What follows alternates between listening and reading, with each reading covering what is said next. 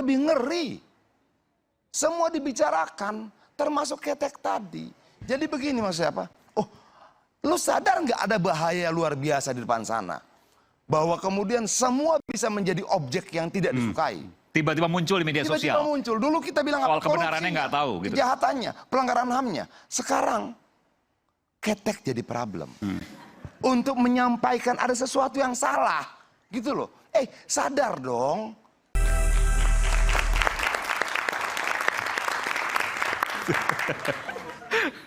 Bung Rocky keliling-keliling, kayaknya menenangkan diri.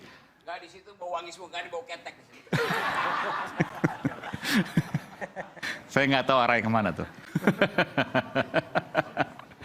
Oke, tadi bicara soal apa yang kemudian terjadi. Bung Rocky menyatakan bahwa, Bung Adian menyatakan bahwa kalau untuk impeachment tidak perlu proses ketatanegaraan karena sejarah membuktikan itu. Kurang lebih begitu ya, Bung Rocky. Oke, impeachable yang berujung pada impeachment. Contohnya begini, kita ini hidup dalam beberapa presiden, beberapa kekuasaan. Oke, dulu kita tidak berbicara tentang ketek. Kita berbicara tentang aset, kekayaan, kekerasan, pelanggaran HAM, kemanusiaan, korupsi dan sebagainya. Sekarang lebih ngeri. Semua dibicarakan, termasuk ketek tadi. Jadi begini maksudnya apa? Oh, lu sadar nggak ada bahaya luar biasa di depan sana? Bahwa kemudian semua bisa menjadi objek yang tidak disukai. Tiba-tiba muncul di media sosial. Tiba-tiba muncul. Dulu kita bilang soal kebenarannya nggak tahu. Gitu. Kejahatannya, pelanggaran HAM-nya. Sekarang, ketek jadi problem. Untuk menyampaikan ada sesuatu yang salah. Gitu loh. Sadar dong. Ada sesuatu yang gawat di luar sana yang mungkin karena kalian terlalu jauh di atas sana tidak melihat itu sebagai sebuah kebahayaan. Ini ngeri. Tapi saya mau tanya, orang bilang bahwa itu mungkin dimunculkan oleh netizen atau bagian dari operasi tertentu. Apapun itu, ketika diterima oleh publik melihat itu sebagai sesuatu yang memang harus mereka terima. Oke, apapun itu dulu, sumbernya. Begini ya. Ya. Dulu saya mencatat berapa aset Citra Manggala Nusantara Persada, berapa asetnya ini segala macam, berapa tanah yang diambil segala macam. Sekarang mereka sudah tidak lagi berbicara soal itu. Apapun bisa menjadi representasi ketidaksukaan mereka. Apa? Ketek. Saya bilang ini ada apa dengan generasi kita? Tapi mau setuju tidak setuju, yuk kita lihat. Ada bahaya besar di sana bahwa tingkat batas kesabaran mereka hampir selesai. Dan mereka mengungkapkannya dengan berbagai macam cara. Saya bilang, oh nggak bisa. Kalian tidak boleh menyerang anaknya, tidak boleh menyerang cucunya. Di sosial media, semuanya loh. Luar biasa. Ini kalau kalian tidak sadar ada sesuatu, hati-hati. Kenapa? Kalau kita batuk itu kan indikasi badan tidak sehat. Ketek itu indikasi loh. Ada sesuatu yang dilihat orang yang bukan problem dianggap problem. Apalagi yang problem. Yang bukan masalah dianggap masalah. Apalagi yang masalah. Andrian, kalau bicara seperti itu yang jauh, yang sebut kata-kata ketek itu cetek isunya. Abang mau bilang cetek tidak cetek bang. Bantahlah sosial media itu. Bantahlah bahwa ketika itu laku, dibicarakan, diomongkan oleh banyak orang, mereka akan menganggap itu masalah. Bagi saya bukan, tapi bagi banyak orang masalah.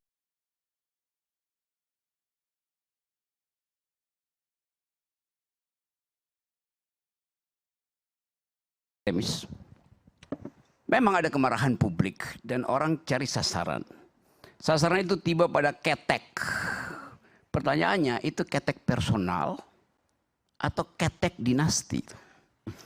Itu soalnya itu. Orang nggak peduli. Jadi kita mesti anggap bahwa keteknya anak Pak Jokowi juga keteknya Jokowi. Melekat di situ. Bukan lagi tubuh personal yang disasar, tapi tubuh dinastinya tuh. Tubuh politik Jokowi. Kaisang bagian dari tubuh politik Jokowi. Istri Kaisang bagian tubuh politik Jokowi. Itu yang terjadi. Sama ketika Louis XVI itu permaisurinya Marie Antoinette itu diolok-olok karena mandi terus dengan parfum, dengan mandi susu 3 kali sehari karena bau ketek tuh. Yang disasar bukan tubuh Marie Antoinette, tapi tubuh istana yang menghambur-hamburkan uang dengan akibat Prancis harusnya bangkrut karena mesti membiayai gaya hidup dari Marie Antoinette. Dan itu yang menyebabkan revolusi Prancis. Demikian juga Imelda Marcos. Imelda Marcos bukan Imelda Marcosnya yang disasar, tapi sepatu Imelda Marcos yang dipakai duit negara. Demikian juga ya ribuan itu. Siapa lagi itu? Don't Cry For Me Argentina, Evita Peron, sama aja. Jadi tubuh yang disasar sekarang bukan tubuh pribadi, tapi tubuh publik. Itu intinya. Jadi kalau di impeach, ya impeachable pasti itu. Suatu waktu bulan April tahun 1912, sebuah kapal bertolak dari Inggris menuju New York. Kapal itu dipastikan unsinkable, tidak mungkin tenggelam itu. 2 hari kemudian, 12 April, kapal itu tenggelam, namanya Titanic. Jadi betul tadi, sejarah itu punya jalan pikiran sendiri itu. Melampaui semua normativity yang dibuat oleh hukum. Jadi saya mau terangkan itu sebagai potensi. Masalahnya kenapa you takut impeachmentnya itu? Sesuatu yang impeachable dengan sendirinya potensial untuk di-impeach. Kan begitu logikanya kan. Kalau dia unimpeachable, buat apa ada pasal itu di hukum tata negara? Jadi kecemasan kalian itu sama dengan kecemasan dinasti. Itu intinya. Saya nggak cemas. Nggak cemas. Sebentar, saya berikan kesempatan dulu ya. Prof. Refli dari belum diberikan kesempatan. Silakan Prof. Refli. Ini 2 profesor ya, Prof. Refli dan Prof. Andi Asun. Jadi saya menikmati perbincangan ini ya. Karena itu saya tidak mau menyela dan kemudian mau ngomong ketika diberikan kesempatan. Jadi begini, 2 hal yang ingin saya singgung. Soal tadi impeachable ya. Dan kedua, mekanisme ketatanegaraan dalam sejarah kita. Jadi yang namanya impeachable itu sesuatu atau seorang presiden atau wakil presiden yang bisa memungkinkan untuk di-impeach. Makanya dibilang impeachable, kan begitu. Sama misalnya kita mengatakan dia tidak hanya unable tapi unwilling, ya kan? Gitu misalnya. Jadi sesuatu kondisi. Nah, pertanyaannya kalau kita balik kepada konstitusi, syarat untuk impeachment itu ya yang bisa impeachable itu adalah 1, ada 3 kategori kan? 1, melakukan pelanggaran hukum berupa pengkhianatan terhadap negara, suap, korupsi atau tindak pidana berat lainnya. Ya, tindak pidana berat itu 1 kategori. Kategori kedua, melakukan perbuatan tercela.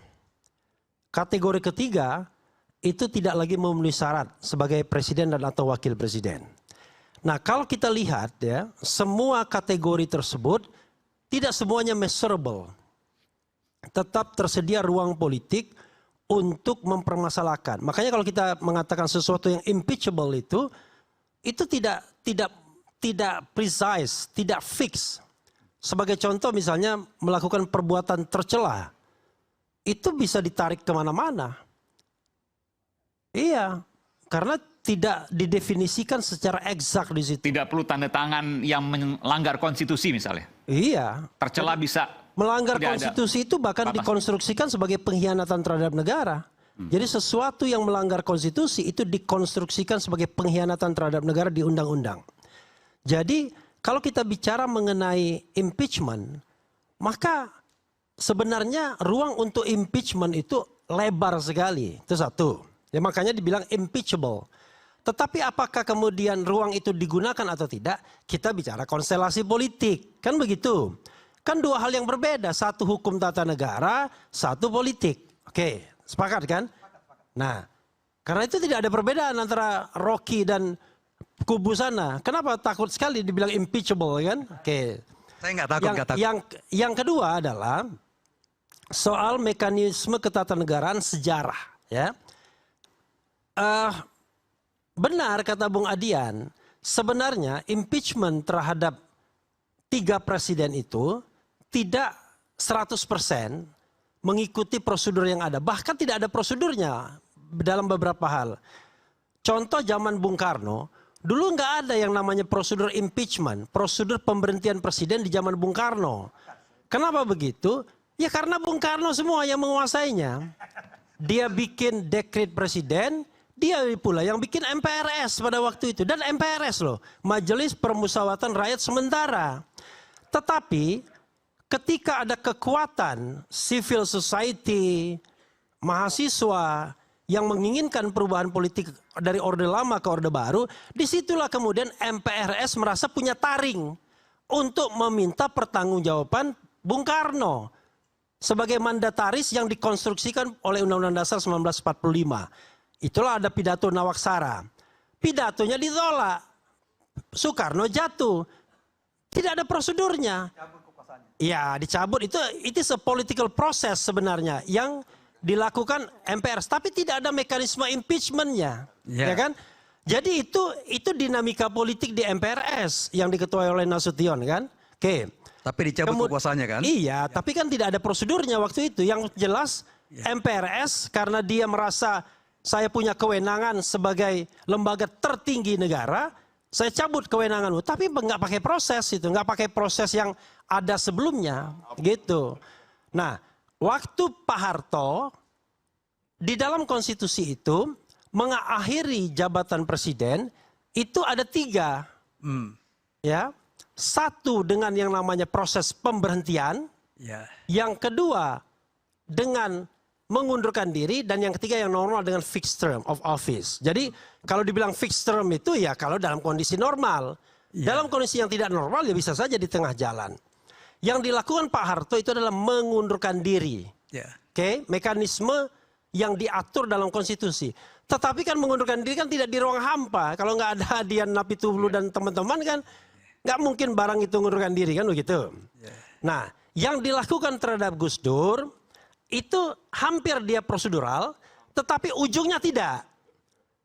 Prosedurnya adalah pada waktu itu Gus Dur dianggap melakukan tindak pidana korupsi dengan Bulog Gate.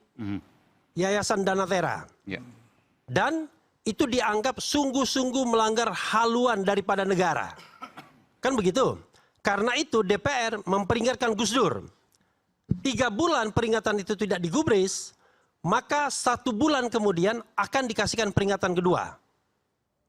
Kalau tidak digubris juga, akan diundang sidang istimewa untuk memberhentikan presiden. Tapi tidak terjadi. Karena Gus Dur tidak diberhentikan gara-gara Bulog Gate. Gus Dur diberhentikan gara-gara memberhentikan Bimantoro sebagai Kapolri dan membubarkan DPR. Ya, sehingga terjadi eskalasi yang tidak ada kaitannya dengan inisiasi impeachment awalnya, the trial of impeachment-nya di awal. Tapi dia sudah melanggar sesuatu hal yang sangat serius. Tetapi itu ujungnya itu tidak ada koneksinya dengan Bulog Gate itu. Ya, betul. Makanya kemudian itu eskalasi politik. Sehingga pada waktu itu kumpul semua yang di daerah kumpulkan untuk memberhentikan Gus Dur. Bukan lagi soal Bulog Gate, tapi soal Gus Dur yang membubarkan DPR, yang memecat sebelumnya. Ya, ada maklumat itu dikeluarkan oleh Gus Dur. Ya kan? Ya kan, dengan maklumat itu. Ya. Nah itulah yang kemudian eskalasi politik yang menyebabkan kemudian Gus Dur jatuh. Jadi memang tidak kemudian Megawati naik. Ya saya kan lagi menjalankan jam Selasa dulu. Tapi saya akan beri kesempatan nanti kalau sekarang sebelah kanan. Ya itulah yang saya katakan ya. Jadi saya hanya ingin menerangkan bahwa apa yang disampaikan Adian tidak keliru, yang disampaikan Bang Rocky tidak keliru, impeachable. Ini barang memang impeachable. Masalahnya pada kemaruk dengan kekuasaan semua. Orang-orang ini takut kehilangan jabatan semua. Jadi di mata dia banyak sekali kesalahan yang dilakukan oleh presiden sekarang. Termasuk misalnya nepotisme dan lain sebagainya. Tapi ini barang nggak tergerak. Termasuk soal ijazah. Kalau saya, ini kan ijazah ini sudah memakan korban. Ada yang dipenjarakan dan kemudian isunya terus menggelinding. Kalau DPR-nya normal, nah ini Bang Adian juga ya. Kalau DPR-nya normal, mestinya dia menggunakan hak inquiry. Ya kan, hak untuk melakukan penyelidikan. Itulah angket. Kan tinggal tanya nih, hei Pak Jokowi, ada kabar ijazahmu palsu. Kami membentuk angket. Tolong hadirkan ijazah yang aslinya. Biar rakyat tahu ada nggak ijazah aslinya. Nah, inquiry right itu tidak dilakukan tapi kan oleh rektor DPR. Begitu. Sudah mengatakan bahwa itu asli. Rektornya.